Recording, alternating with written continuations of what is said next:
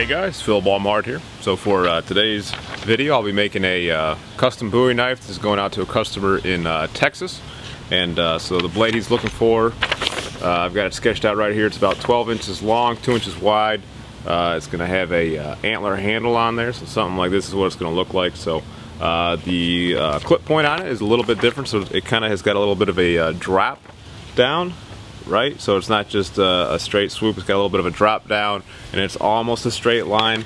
So, you know, a slight nuance to the Bowie knife clip point that I usually do. And so the steel I'm going to be using is some 80 CRV2.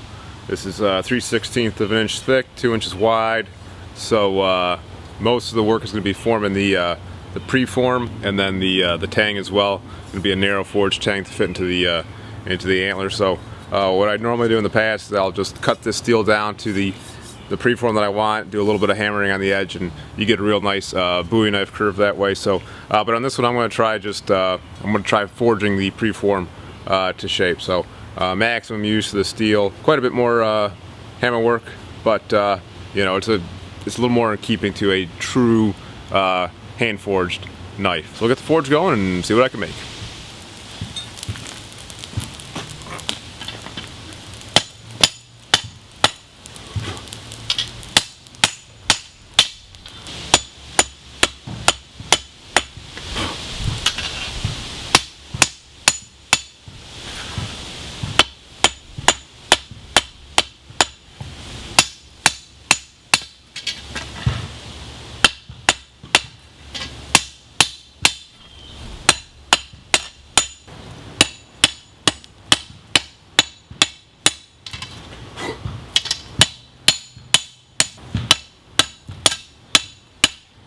I'm trying to work it over the overhang to prevent from getting a fish mouth, and I'm also making sure to work the flats as much as I work the angles to just keep everything flat.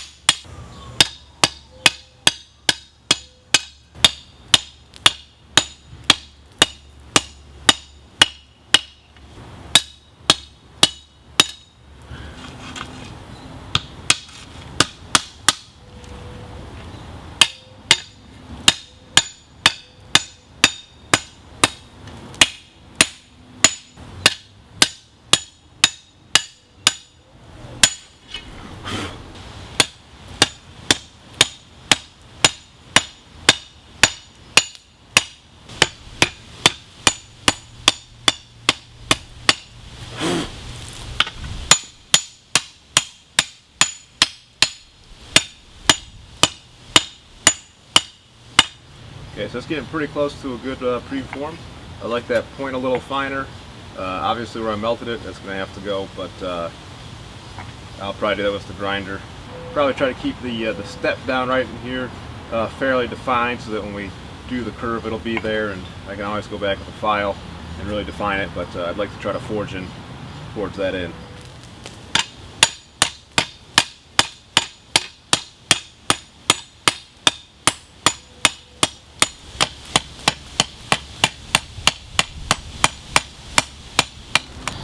Alright, that's pretty much good of the preform, I think. I believe I'm ready to do that edge bevel.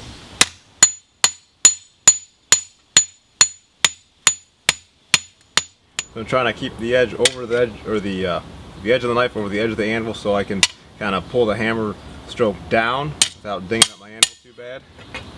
And you can see it's already just starting to put a little bit of a curve in there.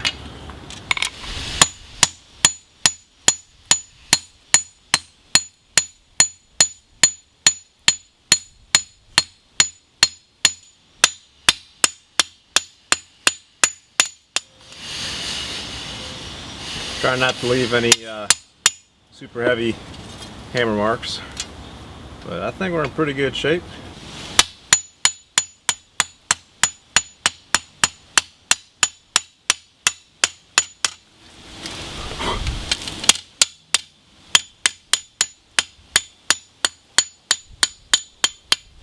Just trying to get out some of those heavy hammer marks with a little bit lighter hammer strokes. If I can compare it to the drawing without singeing it again, you can see we're pretty close to the design. Obviously we'll have to clean it up a bit. I don't need to necessarily forge it to a full point because when I grind in the edge bevels, it'll thin down that material. So I think this will clean up nicely.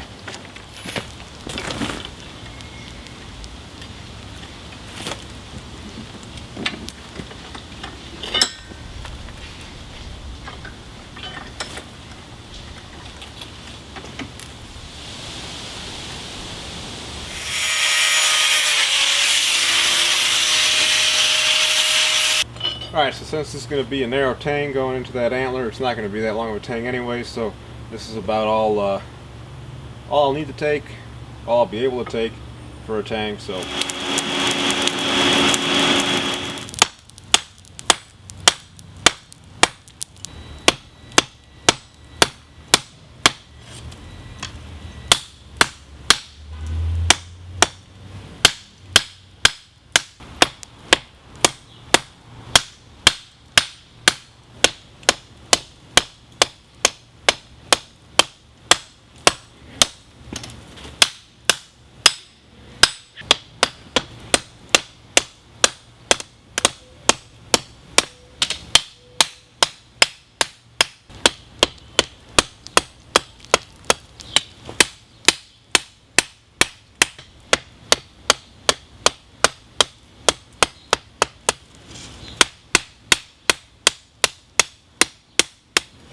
alright, so the tang's about done. I mean, it really can't be any much longer than that because the curve of the antler. So I'll probably have to thin it down on the grinder a bit right in here. But I am going to make a guard for it next, so it can be thick up here where the guard's going to go, and the rest is going to go into the antler. So that should be pretty much good to go on this. Okay, so here's what our blade's looking like right now. So a little bit bigger than the sketch, a little bit different right in here, not a big deal. And there's what our antler would look like. And so for the guard, I got this piece of I think it's a spring steel. I honestly don't remember what I cut this off of, but it's been hammered a little bit. Actually, I think this is off the spring for the longsword guard is what I think this is. I think this will be a good hilt for this thing. So obviously it's too long. I'll do a little bit of shaping on it just to get it set up, and then I'll punch a hole in there.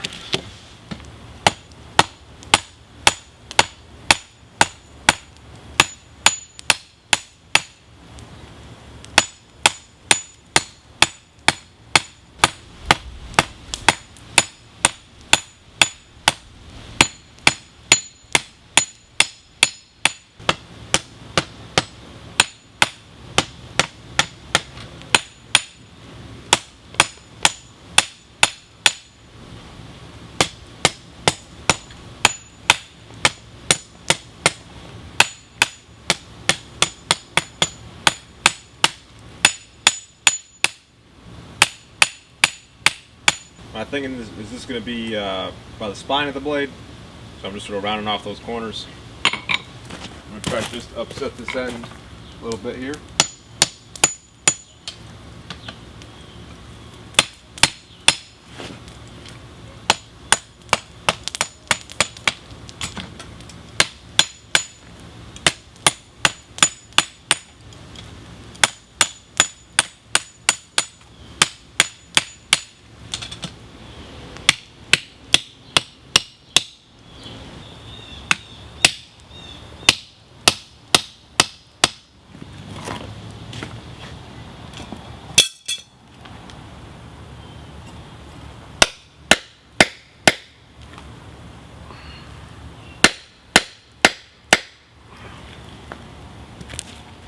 Alright, so here's where we're at with the guard. I'm letting this cool down, still a little bit hot, but by and large there was the chisels. Obviously it kind of takes in a bow from the chisel, so when you hammer it back out it narrows up back in here. So I'll just need to go through with a file, open that back up, and I'll probably end up thinning down the tang. It's not too bad though, so I'm just gonna, you can see it can kind of, you know, start to fit in there, but I'm just gonna work on getting this guard fit up.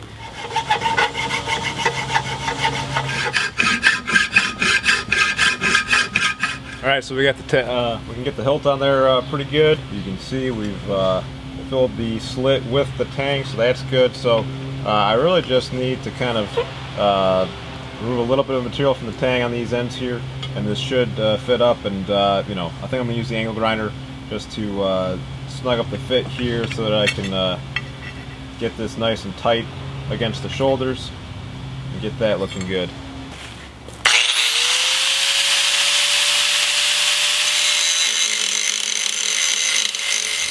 Alright, so we got a good fit on there. They should be nice and snug. So now we can move on and cut this down. I really don't want this extending much past the blades. This will be kind of a short, stubby guard. So maybe I'll have it be a little bit longer than this end here. We'll see.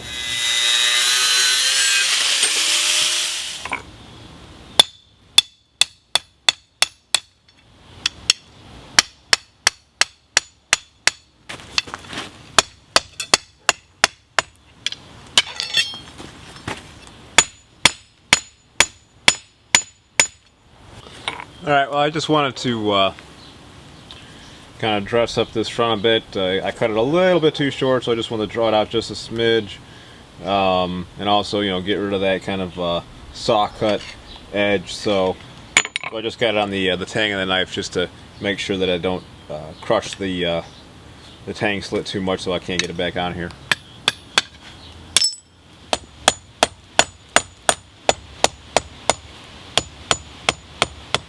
Alright, well, I'm good with that for now, so we'll move on to the antler.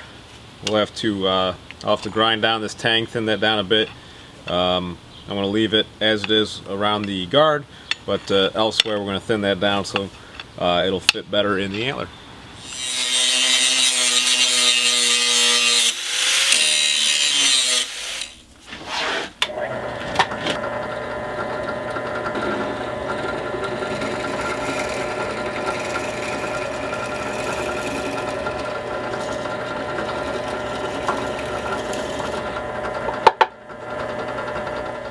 So I just held this in my hands while I was drilling it out. So I needed that kind of tactile connection so that I knew if I was getting close to drilling through the antler or not. Now I'm just sort of enlarging this hole, making it more of a slit so I can hopefully control this burn-in of the tang.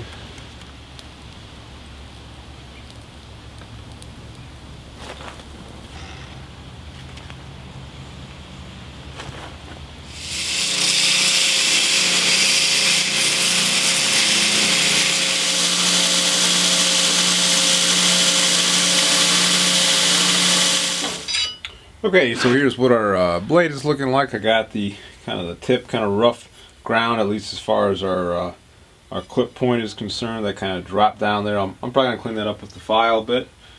So if we throw our guard on there, and then our antler, that's about as far as I could get the antler on. There's a little bit of a gap right there, and well, I got it taped off right now.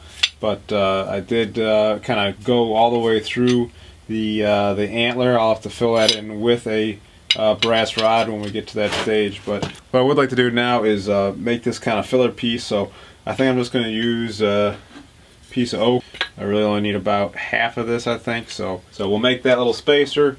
I'm probably I'd like to clean this guard up a little bit. It's just a little bit bland right now, so I'm going to try to with the contact wheel put some shape into it, and then we'll rough grind the blade.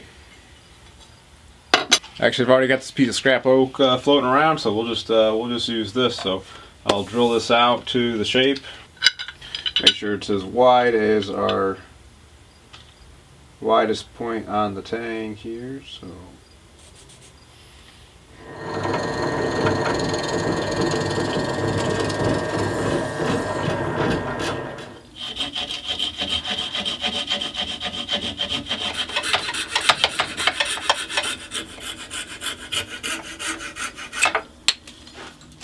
Alright, so something like this is what I'm going for here, so gotta trim it down now, kind of shape it up.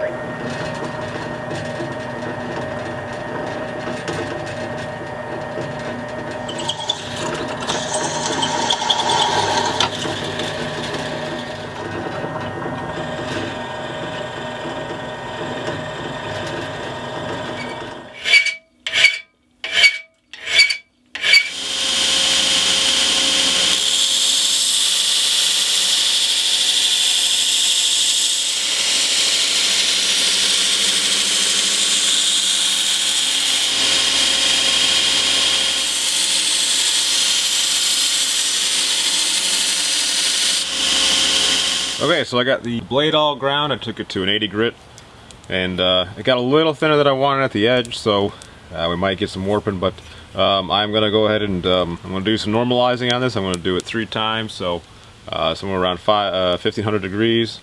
I'm going to do that 3 times, and then we'll go ahead and quench it.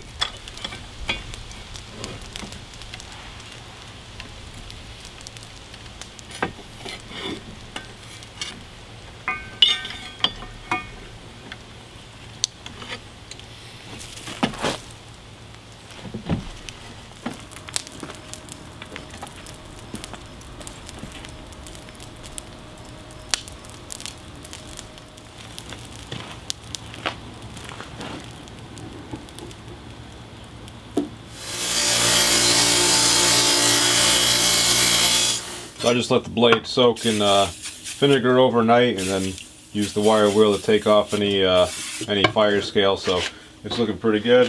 And after quenching, I did temper it in the oven. So with the 80 CRV2, it was at 350 degrees for an hour and a half, total of 2 times.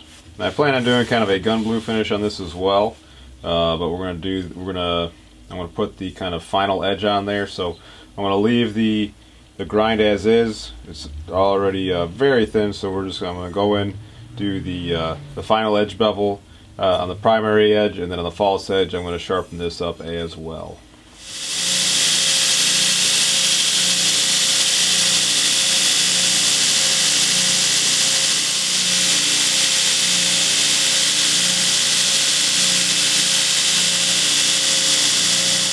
Alright, so in prep for the bluing, I'm going to wipe this down with some acetone, just to get off any of the remaining vinegar or WD-40 or what have you.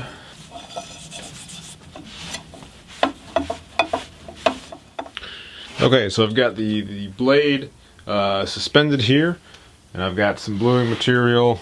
I got some Casey gun blue in this spray bottle, and just spray down the whole thing. Or just let that sit overnight. Okay, so it's actually been a couple of days that I left this sitting here, so it's all rusty now. So we're just gonna take some 4/0 steel wool and take all this rust off and see what we got.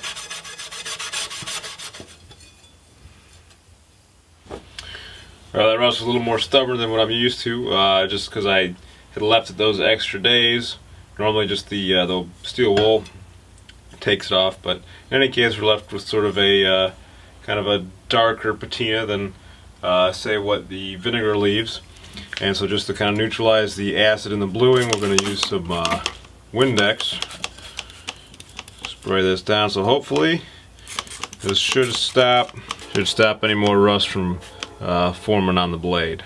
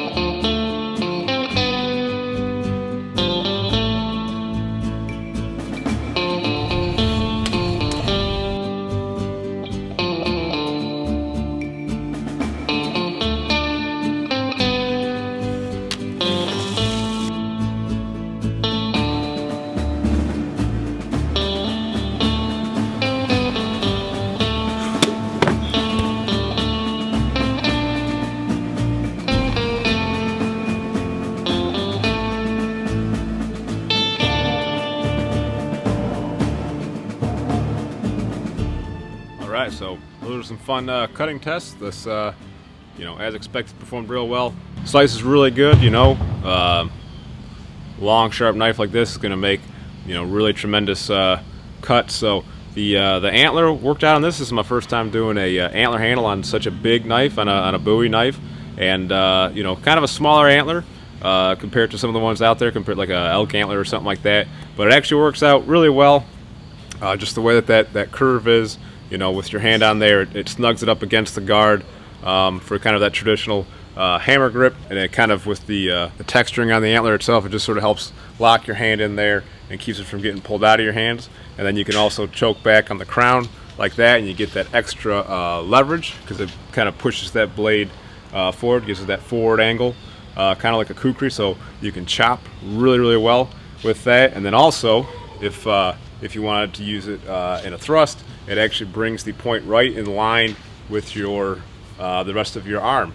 So actually works really well for that. And then of course you have the sharpened false edge, so you can whip it around and use that back cut. So what I've found with big knives like this, if you kind of use it, and if you push your hand forward, and that brings the tip back, that works really good for something like that.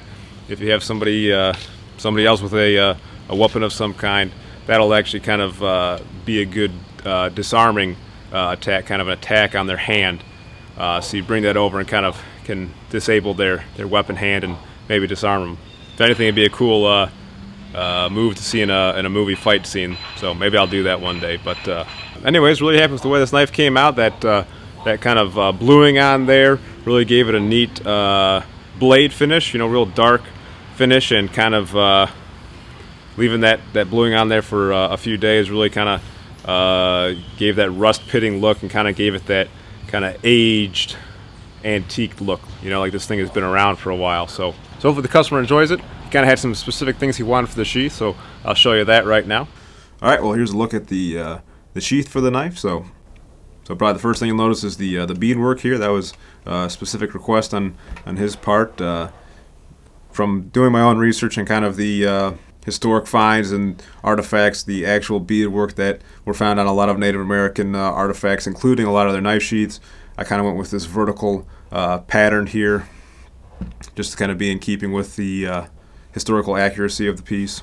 He did ask for a kind of a wolf emblem on the sheath as well, and he was kind of looking for some different design elements, some actual leather carving, and I'm actually not into that just yet. So the best I could do for him was this kind of stamp. This is just a tandy leather stamp of a howling wolf that I put on there. So that was kind of a one-off type piece, but he was happy with that. So all well and good there.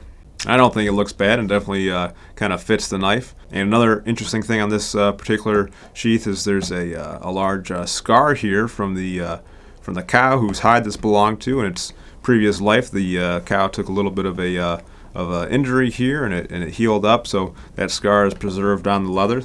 That wasn't something that I kind of intended to do. It was a nice little happy accident, so just sort of another interesting to note right there. Kind of cool. And then he asked for kind of a larger belt loop. It's not particularly large, but he just wanted it big enough to fit onto a 2-inch gun belt, so that's what I've got going on here. And then for the retention system, he didn't want any sort of snap or modern type system, so I went with the triangular longsword rain guard type of guard, which, you know, actually the tension of the leather, we have this one piece of leather, and that kind of provides enough grip on the guard of the knife that it doesn't want to come out with ease. But if you can grab it and it'll come out nice and easy, and then putting it back in, you don't have to fiddle with any snaps or anything. You just sort of gotta push this out of the way, and it'll slide back in nice and easy. So it actually holds it pretty well. I can shake it upside down and it doesn't fall right out. It's not, you know, a foolproof system. If you're riding on a horse or doing somersaults, something like that, you know, just tie a little piece of leather or rope around here just to make sure that your knife doesn't come flying out. But other than that, it's been a pretty good system for me, and he seemed to like it. So yeah, just kind of my typical Bowie knife sheath with the linseed oil and birch oil stain, my custom stain, and the heavy bank line stitching. This is just sort of an example of, you know, sort of the custom requests that I get, and trying to meet new challenges. So So hopefully you guys enjoyed the video. Thanks so much for watching, and until next time, be more Viking.